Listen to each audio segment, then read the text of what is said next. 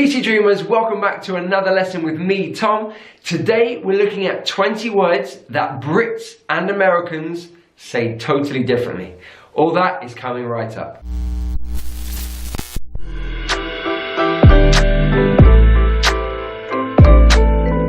We may share the same language, but Brits and Americans have a very different way to pronounce certain words. This could be for many reasons. The stress could fall on a different syllable. The vowel sound could be different, or even the consonant sound as well.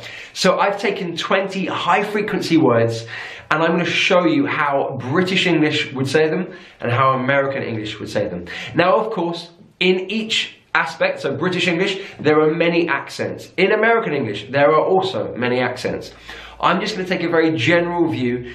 With the British English, I'm going to teach you with my accent, which is a London accent, and we'll go from there. Okay, number one. In British English, water. Water. Or water. Water. So you've got glottalization on the T there. You drop the T. So it's water or water. Water. In American English, that T becomes a D sound, so it's water, water. Okay, so in British English, water or water. American English, water.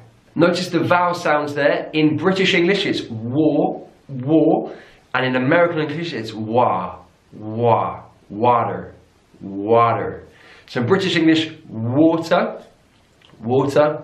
American English, water. Number two. In British English, tomato, tomato. In American English, tomato, tomato. So the R, so in British English, the R sound, tomato. And then the vowel changes in American English, tomato, tomato. And that T again turns to a D sound, tomato. Tomato, tomato. And the difference is actually quite important. I was in an American restaurant with a friend, and he was ordering his dish, but he said he didn't want any tomatoes. And he said to the waiter, "I don't want any tomatoes." And the waiter couldn't understand what he was saying until my friend said, "I don't want any tomatoes." And then the waiter was like, "Oh, okay, no tomatoes." It was like, "Oh, okay." It really does matter which pronunciation you use. Okay, so that's a reason to learn the difference in pronunciation. Number three is our first example of where the stress is different in the word. So in British English, it's adult, adult. So the stress is on the first syllable. But in American English, it's adult, adult. So the stress is on the second syllable. Adult, adult. In British English, advertisement, advertisement. Stress is on the second syllable. In American English, advertisement, advertisement. So the stress is now on the first syllable. Also, you'll notice there with the IS, that changes from, instead of advertisement, it's advertisement, so that it becomes I's rather than is. This is a classic one that I'm always asked about. Is it either or either? Well, in British English, it's either, either. American English, either. Either. Which one do I say? I say both. I don't know why. I use both pronunciations, and I don't know when I use them, but I do. Sometimes I'll say either, sometimes I'll say either. I don't think about whether it's British English or American English. The same with neither. So it's neither in British English, neither in American English.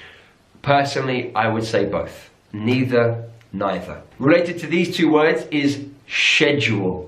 In British English, schedule. We have the sh sound there. Schedule. In American English, schedule. Schedule. So it's a k sound now. Schedule. So British English, schedule. American English, schedule. To be honest, I think I use both. So I don't really think about whether it's American English or British English. I'll use both. I use either or either. British English would say mobile, mobile. So the stress on the first syllable, and mobile, aisle. American English, mobile, mobile. So the stress is also on the first syllable, but it's bull, not aisle, bull, mobile. So in British English, mobile. American English, mobile.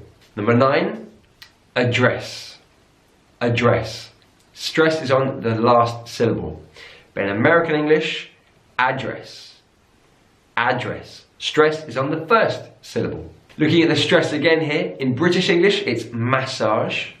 Massage. Stress on the first syllable. In American English, massage. Massage. So it's stressed on the last syllable. Massage. Massage. Massage. Here's a loan word from French. Now, with loan words from French, often American English will stay with the original stress pattern. So it would be fiancé. Fiancé. Stress on the final syllable. In British English, we'd say fiancé. Fiancé. So stress on the middle syllable there. Fiancé. I've always felt this word really differentiated the types of English. In British English, aunt. Aunt. So it's that sound, aunt. In American English, aunt. Ant. Now, to me that sounds like ant, the animal, ant. Not quite the same, but ant. Ant. So it's that vowel sound there, R and eh. I apologise to all Americans now, my accent is not particularly good, but it's close enough, right? So aunt in British English, ant in American English. And this one is wildly different. All right, this one I don't really understand, because in British English we say herb, herb. We have the H, we give it the pronunciation, herb. In American English, herb, herb. They just take that H and they just throw it away, herb. Either way, it's the same meaning, okay? Herb, herb. I've noticed this one quite recently. In British English, we put the stress on the second word. So, World Cup. The World Cup. I'm talking about the football World Cup here, but it could be any World Cup. But in American English, they put the stress on the first word. So, World Cup. The World Cup. So, stress is on the first word. So, in British English, World Cup. The World Cup. In American English, World Cup. On the first. Another stress difference. In British English, defence. Defense, so it's on the second syllable, defense. In American English, defense. Defense. So it's on the first syllable, and that D is really pronounced. Defense. So in British English, defense. American English, defense. In British English, garage.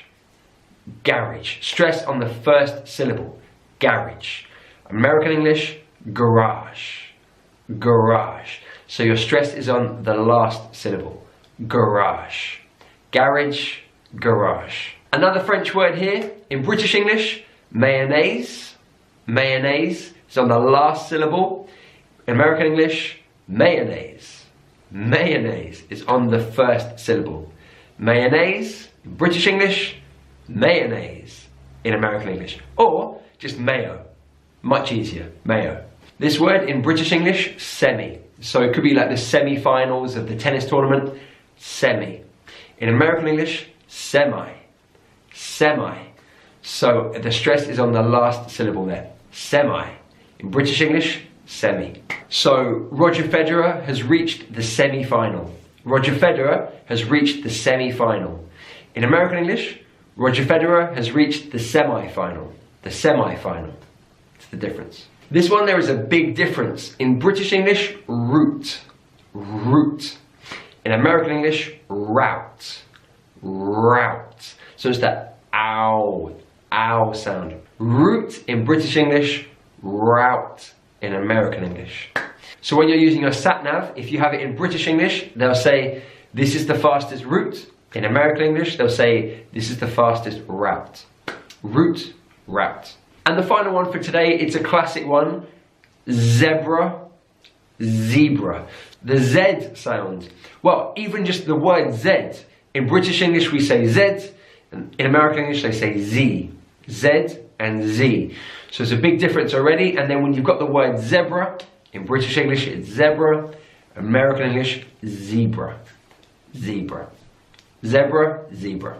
Alright, there are a load more words that I haven't been able to put into this video. What I'd like is for you guys to put them in the comments below. So which other words do British English speakers and American English speakers say differently? Put them in the comments below and let's share our knowledge together. If you found this video useful, guys, please share it with anyone you know that's trying to learn English. Also give it a big like, give it a thumbs up, and make sure that you subscribe, and of course hit that notification bell so that you don't miss a lesson. I've got new videos every Tuesday and every Friday helping you take your English to the next level. For now, guys, thank you so much for hanging out with me. This is Tom, the Chief Dreamer, saying goodbye.